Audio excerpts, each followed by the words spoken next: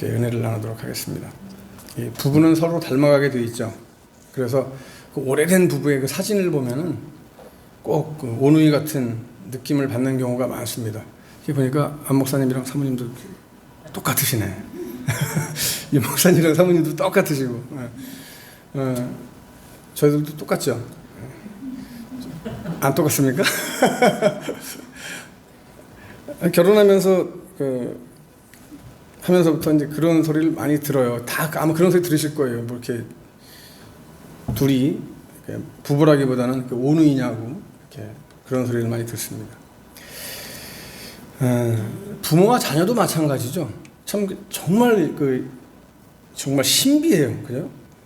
겉모습은 말할 것도 없고 말투나 행동까지 스타일도 거의 비슷해지는 것을 보게 됩니다. 우리 윤 목사님 아들도 제가 보니까 주님이랑 똑같아요. 안 목사님 아들도 보니까 똑같아요. 살찐 거만 빼놓고 좀 똑같아요. 보니까 제 아들도 저랑 똑같아요. 아주 붕어빵입니다. 마찬가지로 우리도 모름지기 주님과 우리의 모습도 이와 같아야 된다는 것을 말씀드리려고 하는 건데, 뭐 너무나 잘 아시니까. 만약 우리가 주님과 닮은 꼴이 없다라고 한다면은 우리가 주님의 백성이라고, 뭐 천국 백성이라고 말할 수가 없겠죠. 뭔가 주님과 닮은 꼴이 있기 때문에, 세상 사람들과는 달리 우리가 뭔가 닮은 꼴이 있기 때문에 누가 보더라도 저 사람 크리스찬이네, 저 사람 하나님 믿는 사람이네, 예수쟁이네.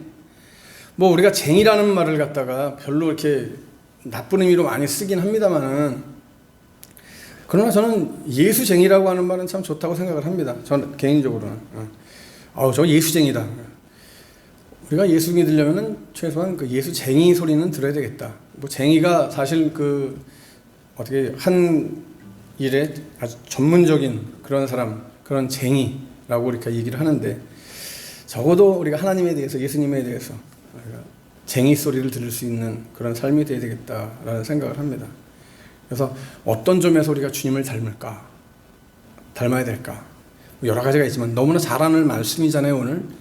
그래서 우리가 사순절을 맞이하면서 우리가 십자가의 길을 걸어가고 있다는, 거기서 우리가 공통점을 한번 찾아보면서 오늘 본문 말씀을 함께 나누고자 합니다. 그래서 오늘 사순절을 우리가 보내면서 이 찬양 함께 먼저 드리도록 하겠습니다. 죄악의 사슬이라는 찬양입니다.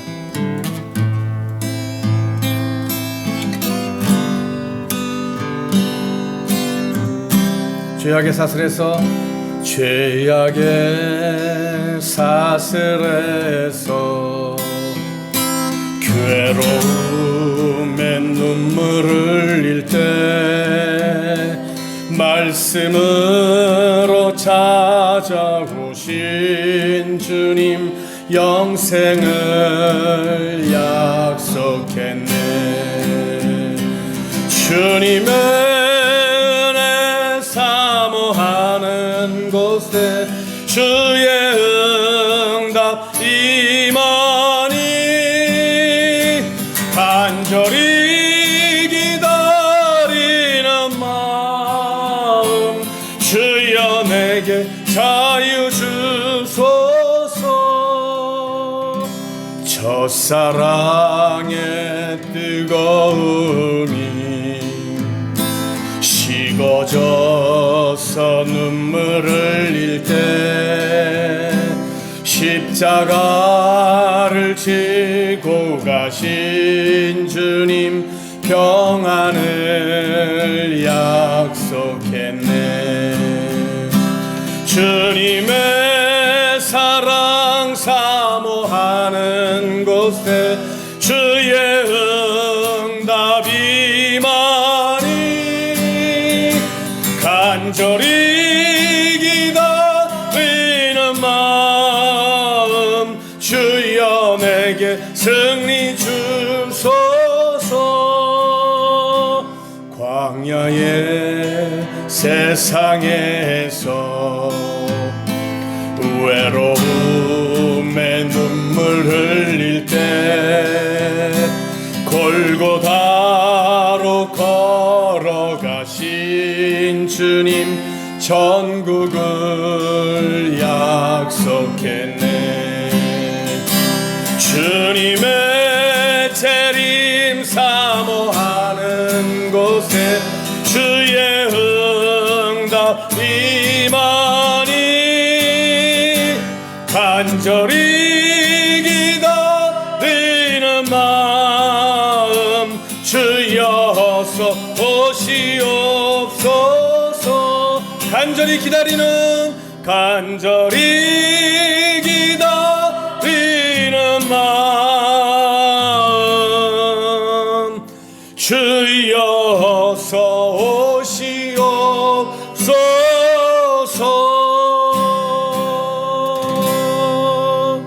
아멘.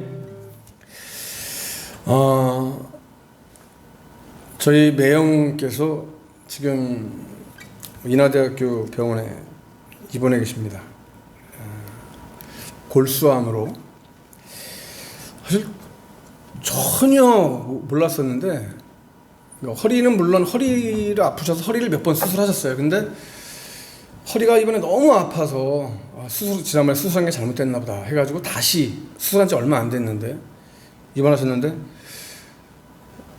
검사를 딱 하는데 악성 골수암이 발견된 거예요. 그러시면서 이제 일단 큰 것들은 방사선 치료로 지금 일단 10번 방사선 치료를 일단 해야 된다는데 지금 3번 이제 하셨다는데, 다리를 못 움직이세요. 걷지를 못하시고 계속 지금 이제 병상에 계시는데, 체중도 지금 이제 거의 40kg 초반으로 이렇게 좀 빠져서, 그리고 또 계속 그 독한 약물 치료를 하다 보니까 또 어떤 선망 그런 증세도 나타나시고 굉장히 힘들고 어려운 상황 가운데 있습니다. 어느 날 갑자기 그렇게 되니까 참 저도 굉장히 어떤 황망한 마음이 좀 들더라고요. 그래서 남의 일처럼만 생각했었는데 병원에 입원하고 이렇게 암에 걸려서 수술을 하고,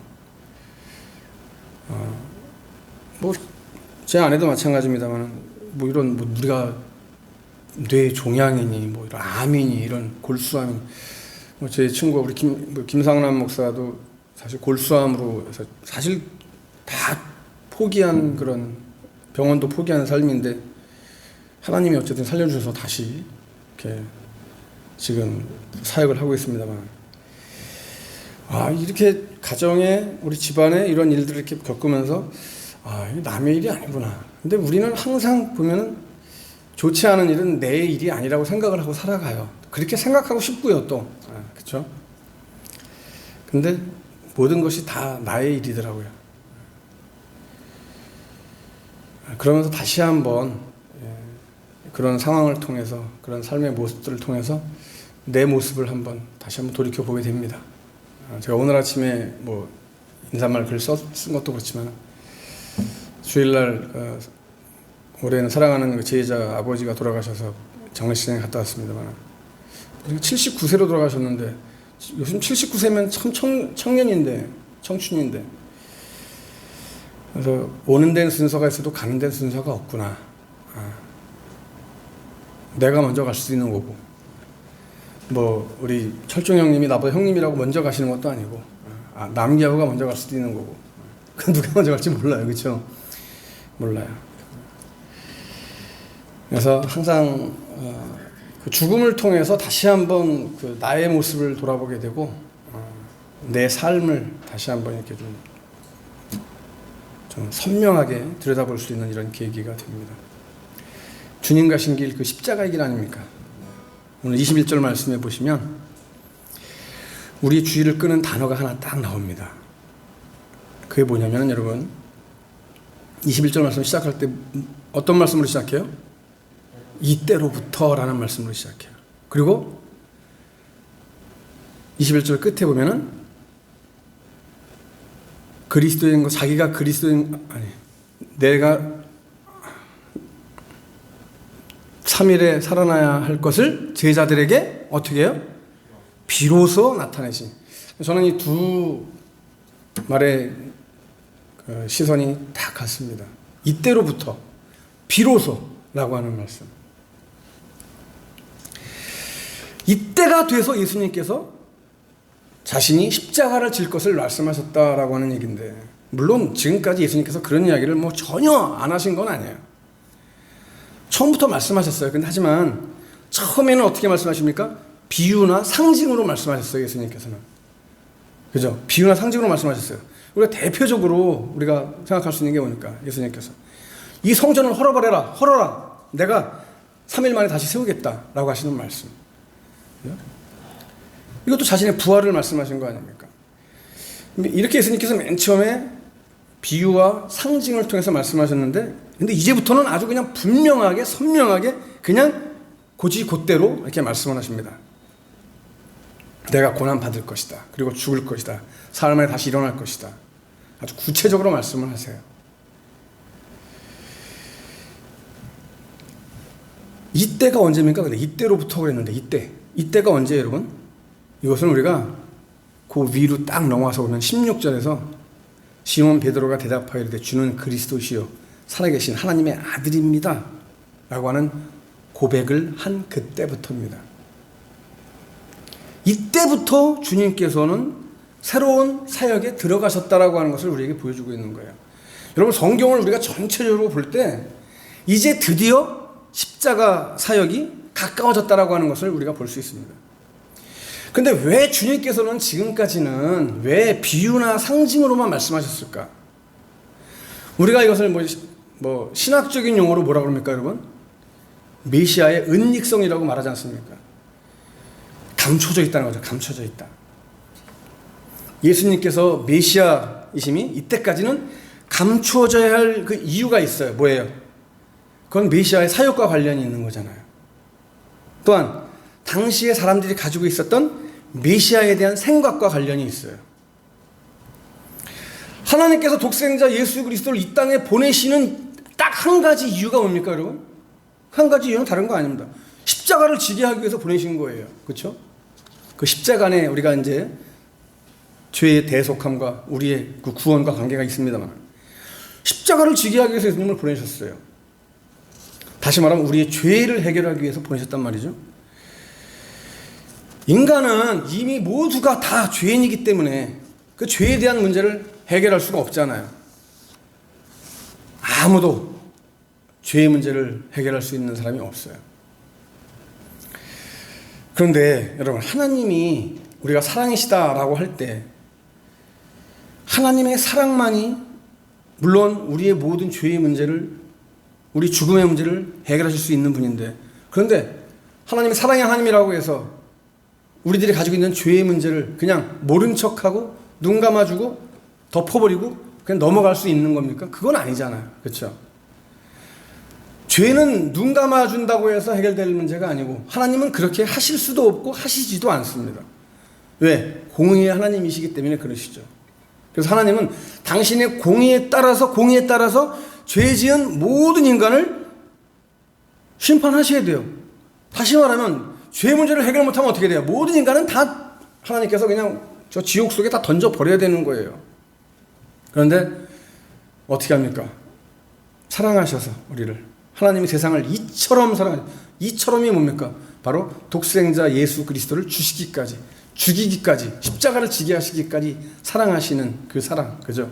그거로 하나님의 사랑을 보여주십니다. 죄의 문제에 대한 접근을 하나님께서 하시는 거죠. 하나님이 우리에게 보내시는 메시아, 바로 고난받는 메시아, 죄값을 치르는 메시아. 그렇지 않고서는 참된 구원이 이루어지지 않는다라고 하는 사실. 반면 여러분, 그 당시에 백성들이 가지고 있는 메시아과는 뭡니까, 여러분? 하나님과는 전혀 생각이 달라요. 그 당시 백성들이 가지고 있는 메시아과는 민족적인 메시아가 아니에요. 그렇죠? 우리를 해방시켜줄, 우리에게 참 자유를, 우리에게 뭔가 삶의 질을 높여줄 수 있는 그런 사람, 민족적인 메시아, 이스라엘의 독립을 위해서 오실 한마디로 투사. 이처럼 하나님이 보내시는 메시아와 인간들이 생각하는 메시아와는 전혀 달라요.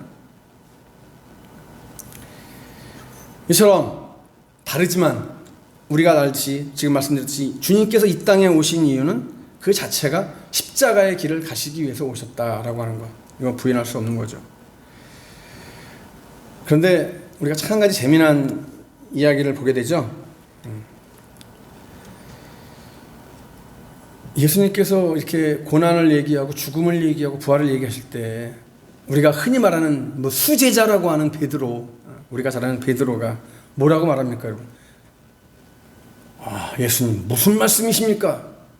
풀어서 말씀드리면 그거예요. 아, 예수님 섭섭합니다. 제가 있는데 어떻게 그러실 수 있습니까? 제가 누굽니까? 절대로 그런 일이 있을 수 없습니다. 일어나지도 않습니다. 제가 책임집니다. 제가 보장합니다. 그죠? 근데 그때 주님께서 뭐라고 그러세요? 사탄아 뒤로 물러가래요. 베드로 보고 사탄이래요. 조금 전까지 어떤 고백을 했는데요, 베드로가? 주는 그리스도시요 살아계신 하나님의 아들입니다. 그리고 예수님께서 그런 베드로에게 뭐라고 그럽니까? 야, 내가 너는 반석이다. 내가 내 위에 교회를 반석이다. 교회를 세우겠다. 천국의 열쇠를 너에게 주겠다라고 하셨는데 잠시 후에 야, 이 사탄아 물러가라고 합니다. 너는 나를 넘어뜨리게 하려고 한다. 네가 하나님의 일을 생각하지 않는다. 사람의 일만 생각한다. 라고 책망을 하시죠. 예수님은 하나님의 일에 대한 그런 부분에 있어서는 아주 타협이 없으신 걸 우리가 여기서 보게 돼요.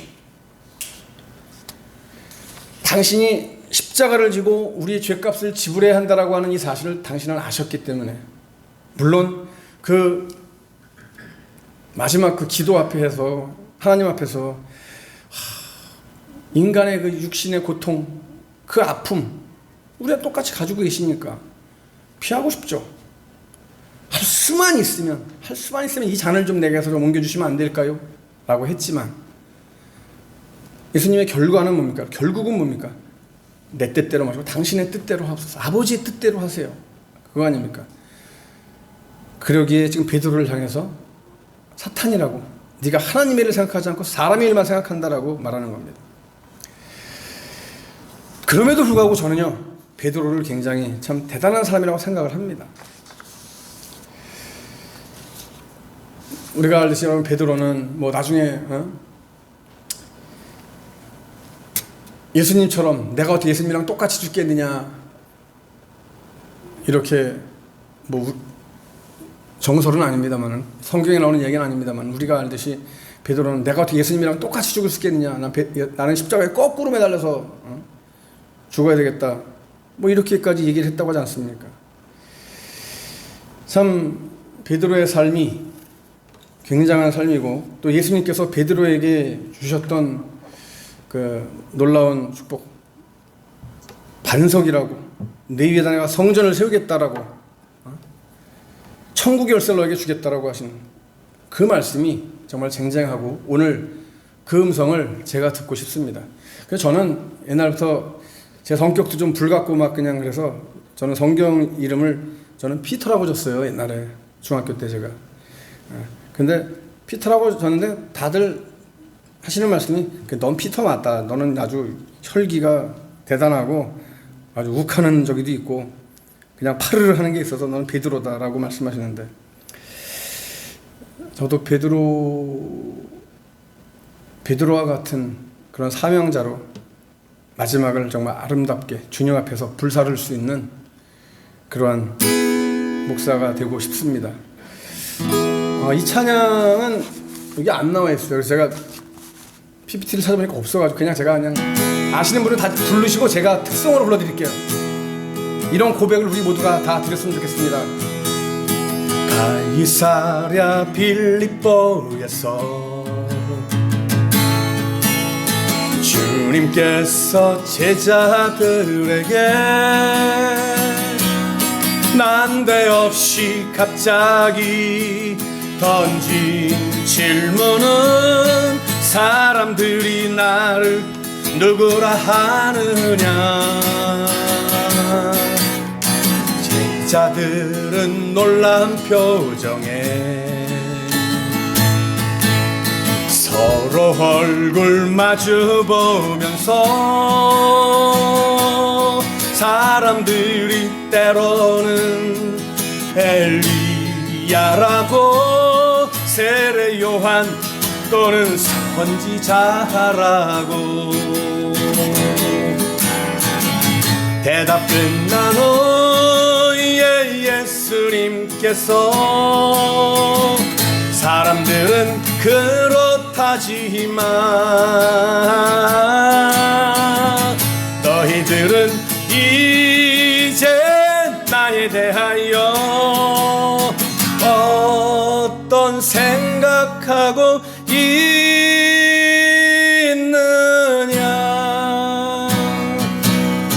주는 그리스도이시며 살아계신 하나님 아들, 이런 신앙 고백은 베드로뿐 아니라 진정으로 우리 모두 해야 하오. 대답 끝난 후에 예수님께서 사람들은 그렇다지만 너희들은 이제 나에 대하여 어떤 생각하고 있느냐.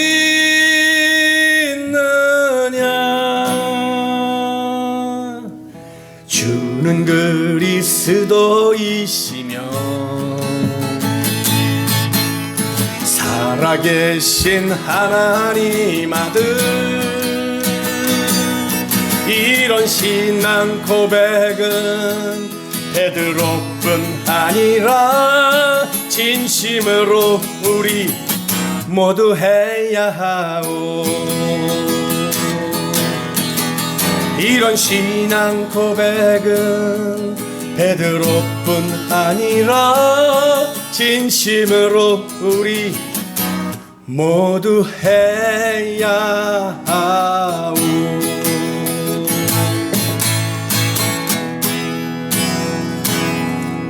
아멘.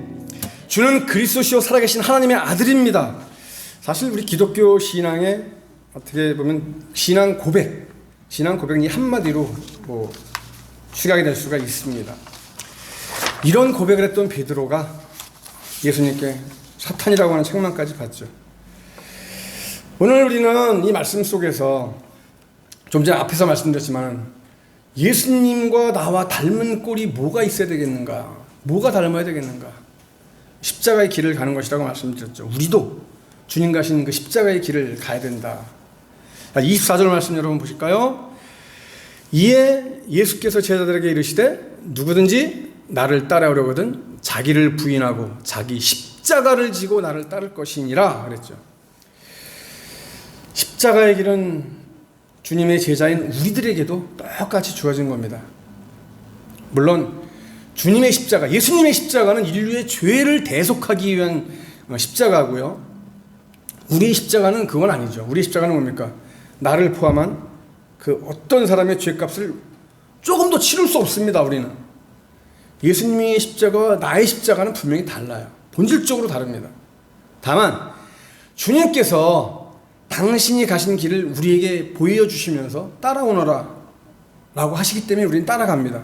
그럼 그 주님의 제자가 걸어가야 할 십자가의 길은 어떤 길입니까, 여러분? 너무나 잘 알듯이 첫째로 자기를 부인해라. 나를 부인하는 길입니다. 그렇죠? 나를 따르려거든 자신을 부인해라. 부인하고 나를 따라라. 그럼 베드로의 경우를 한번 보세요. 예수님께서 고난을 받을 것이라고 말씀하시자 베드로가 아까 말씀드렸듯이 어떻게 합니까? 22절 말씀에 보면은 베드로가 예수를 붙들고 항변하여 이르되, 항변했다. 예수님께 항변했대요. 굉장히 따뜻대는 소리죠. 엄청나게 따뜻대는 소리입니다. 근데 여러분, 이 아주 헬라어와 가장 흡사하게 번역된 영어 번역본을 보면요, 그게 이제 우리는 NASB라고 그 번역본인데 거기에 보면 이렇게 영어로 표현되어 있어요. Peter took aside him and began to rebuke him 이렇게 되어 있습니다. 다시 말하면 베드로가 슬쩍 예수님께 다가가가지고 예수님의 팔을 붙잡으면서 예수님을 책망했다, 혼냈다는 거예요. 베드로가 예수님을 혼냈어요. 예수님을 책망해요, 베드로가. 참 우리가 이런 걸 보고 뭐라고 합니까? 군대에서는 군대 세계는 상명하복인데 완전히 밑에서 들고 일어나는 거죠. 전쟁 시에는 상관에게 항명하면 어떻게 합니까? 무조건 그냥 총살할 수 있습니다. 전시에는. 전시가 아니라고 한다면 어떻게 합니까? 영창 가겠죠. 그죠? 군기교육대 가서 영창 가든지. 요즘은 군대가 이상해져가지고 어떤지 잘 모르겠습니다만 요즘도 마찬가지겠죠. 그 정도는. 그러니까 앞에서 말씀드렸잖아요, 여러분. 선생님 무슨 말씀하시는 겁니까? 지금 제가 있는데 섭섭합니다. 나를 뭘로 보시고 그럽니까? 제가 가만히 있겠습니까? 그런 일이 일어나면. 제가 생각할 땐 정말 굉장히 멋진 고백 아닙니까? 여러분 대단한 제자입니다, 베드로는. 아마 베드로 자신이 굉장히 우쭐함을 가지고 이렇게 얘기를 했을 거예요. 그런데 뭔가 예수님께서 베드로를 보시면서 그래 너밖에 없다, 역시 베드로다 라고 해주실 줄 알았는데 그게 아니란 말이죠. 여기서 우리가 깨닫는 것, 우리는 절대로 나 자신을 과대평가해서는 안 된다. 우리 자신을 갖다 과대평가하면 이런 실수를 항상 범하게 됩니다. 베드로처럼 하나님의 길을 갖다가 가로막고 서서 그게 잘하고 있는 것이냐, 내가 지금 최선을 다하고 멋있는 일을 하고 있는 것이냐 생각할 때 나도 알지 못하는 그런 길을 걸어가고 있을 때 주님이 가라고 하시는 십자가의 길을 우리가 분명히 너를 부인하는 것이고 너를 버리라는 건데 그러지 못하고 갈 때 우리도 역시 사탄아 내 뒤로 물러가라 라고 하는 음성을 들을 수 있겠다라는 생각을 합니다. 그래서 우리는 항상 주님 앞에서 나 자신을 낮추고 겸손하게 아무것도 아니라고 하는 그런 고백이 우리들에게 늘 있어야 합니다. 겸손함이 최고의 미덕입니다. 나는 아무것도 아닙니다. 주님의 사랑이 없으면 나는 아무것도 모릅니다. 주님의 지혜가 없으면 나는 아무것도 못합니다. 나는 아무것도 못합니다. 주님의 능력이 없으면 나는 한순간도 못 삽니다. 주님의 생명이 없으면 이제 내가 사는 것 아니요 그리스도 내 안에 사시니 오직 그의 생명이 나의 생명 나의 모든 날들도 주의 것 나는 오직 한 분 바랍니다. 나의 아버지 나의 구원 나의 주 다시 한번 부릅시다. 나는 아무것도 아닙니다. 주님의 사랑이 없으면 나는 아무것도 모릅니다. 주님의 지혜가 없으면 나는 아무것도 못합니다. 나는 아무것도 못합니다. 주님의 능력이 없으면 나는 한순간도 못 삽니다. 주님의 생명이 없으면 이제 내가 사는 것 아니요 그리스도 내 안에 사시니 오직 그의 생명이 나의 생명 나의 모든 날들도 주의 것 나는 오직 한 분 바랍니다. 나의 아버지 나의 구원 나의 주 나는 오직 한 분 나는 오직 한 분 바랍니다. 나의 아버지 나의 구원 나의 주 나의 구원 나의 주 아멘. 주님이 아니고서는 할 수 없다라고 하는 고백이죠. 그러나 주님이 있으면 우리는 할 수 있습니다. 그죠? 주님이 함께 하실 때 가능한 겁니다. 자, 어떤 길을 가라고 그러죠? 또 우리는 주님께서 고난의 길을 가래요. 고난의 길. 좀 전에 말씀드렸죠. 예수님이 가신 십자가 길과 우리들이 가는 십자가 길은 분명히 다릅니다. 본질적으로 다릅니다. 그렇지만 공통점이 있다고 하면 그것은 뭡니까? 바로 고난이라고 하는데 공통점이 있습니다. 우리를 구원하시는 주님의 길이 가시밭길이었던 것처럼 주님을 따르는 우리 사명자들의 길도 역시 가시밭길이라고 하는 사실이죠. 여러분, 신앙은 우리가 역설이다라고 하는 말을 하잖아요. 성경을 읽으면서도. 어느 누구도 죽으려고 하지 않습니다. 망하고 싶지 않습니다. 패배하고 싶지 않습니다. 실망하고 절망하고 싶지 않습니다. 넘어지고 싶지 않습니다. 그렇죠? 누구나가 다 살고 싶습니다. 누구나가 다 성공하고 싶습니다. 잘 되고 싶습니다. 건강하고 싶습니다. 뛰어가고 싶습니다. 앞서가고 싶습니다. 날아가고 싶습니다. 그런데 여러분, 일단 참된 믿음의 길로 딱 들어서면 어떻게 돼요?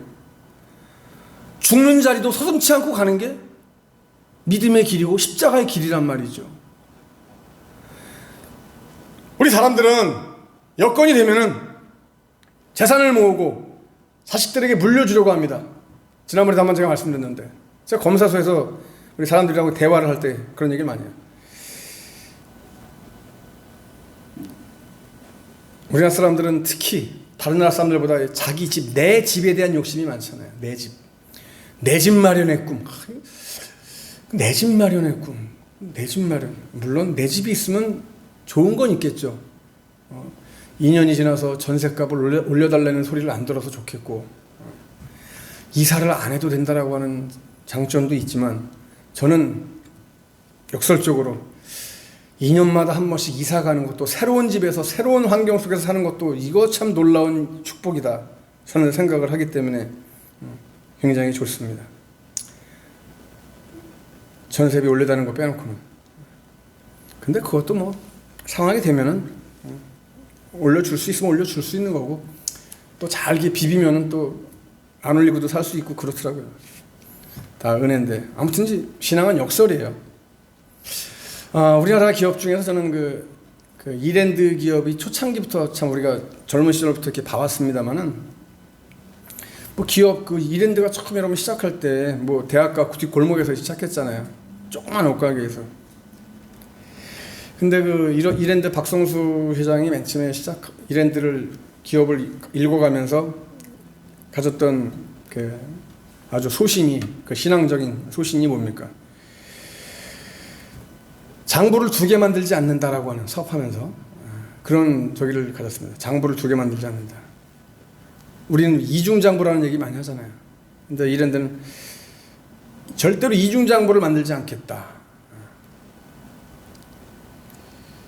처음부터 첫걸음 딜 때부터 바른 기업으로 세우겠다라고 하는 생각을 가지고 있었습니다. 그렇게 선언하고 투명하게 운영하기 위해서 하나의 장부만 썼다 그러죠. 사람들이 그때 여러분 많은 사람들이 뭐라고 하면 이랜드를 보면서 야 우리나라에서 저렇게 기업 경영하다가는 쫄딱 망하는데 라는 말들을 많이 했습니다. 다른 기업보다 세금도 많이 내고 지원도 제대로 받지 못했지만은 어쨌든 그러나 이 이랜드는 하나님께서 그걸 보시고 정말 아름답게 성장시켜 주셨죠. 탄탄하고 흔들리지 않는 기업으로 세워주셨어요. 지금은 어떤지 잘 모르겠지만 제가 실질적으로 이랜드 그룹에서 선교도 참 많이 합니다. 신앙은 역설이에요. 잘 되고 흥하고 형통하고 싶어서 믿었어요. 그런데 정작 믿음을 갖게 되면 어떻게 돼요? 사람들이 안 된다고 하는 길로 가요. 망한다고 하는 방법으로 기업을 운영해요. 손해보는 자리에 서서 허허하고 웃고 있어요. 그렇게 하다 보니까 어떻게 돼요? 근데 나중은 더 견고하게, 더 확실하게 서게 된다라고 하는 사실을 우리가 보게 됩니다. 오늘 주님이 고난의 길, 이 가시밭길, 십자가의 길을 걸으라고 하시면서 우리에게 말씀하십니다. 25절. 네 목숨 구하려고 하면 반드시 너 목숨 잃어버릴 것이다.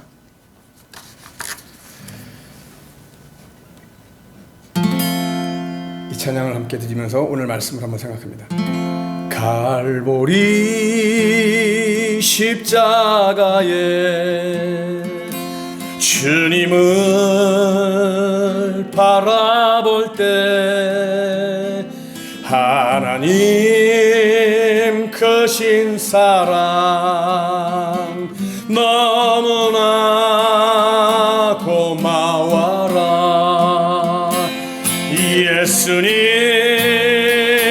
십자가 이제는 나도 지고 이 생명 다 바쳐서 주님을 따르리라. 우리에게 믿음과 소망을 주시며 사랑으로 세상을 이기게 하셨네. 아멘. 예수님의 십자가 이제는 나도 지고 이 생명 다 바쳐서 주님을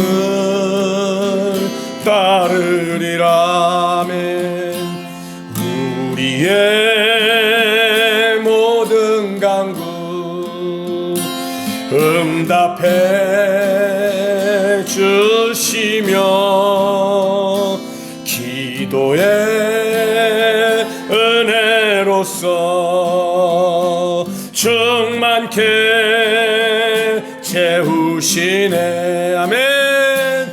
예수님의 십자가 이제는 나도 지고 이 생명 다 바쳐서 주님을 따르리라. 예수님의 십자가 예수님의 십자가 이제는 나도 지고 이 생명 다 바쳐서 주님을 따르리라. 이 생명 다 바쳐서 주님을 따르리라. 주님을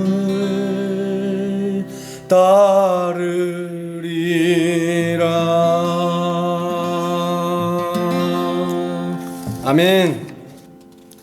그렇습니다. 우리가 주님을 발견하고 주님의 방법인 이 고난받는 길에 자처하면은 우리 신앙이 사는 거예요. 죽는 것 같지만 그게 사는 겁니다. 그동안 보지 못했던 하나님의 길이 그제서야 보이는 겁니다. 내가 살면 하나님의 길은 보이지 않습니다.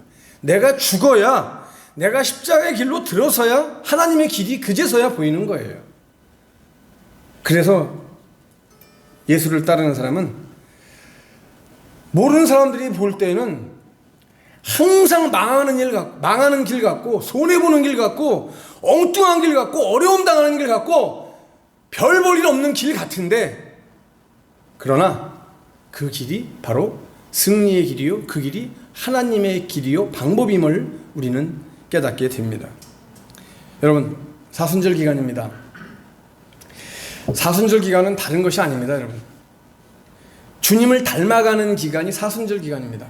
뭐 사순절만 닮아가느냐라고 말씀하시겠지만 매일매일 예수님을 닮아가는 그러한 날이어야 하지만 특별히 이 사순절은 더더욱이 그렇습니다. 주님을 닮아가는 기간이 되자. 좀 더 깊이 있게 예수님을 닮아가는 기간이 되자. 무엇보다 십자가의 길을 걸어가는 데 있어서 주님과 조금 더 가까이 닮자. 주님이 생명처럼 여기시면서 가셨던 그 십자가, 비록 힘들고 어려운 고난의 십자가였지만 바로 그 십자가가 생명이지 않습니까?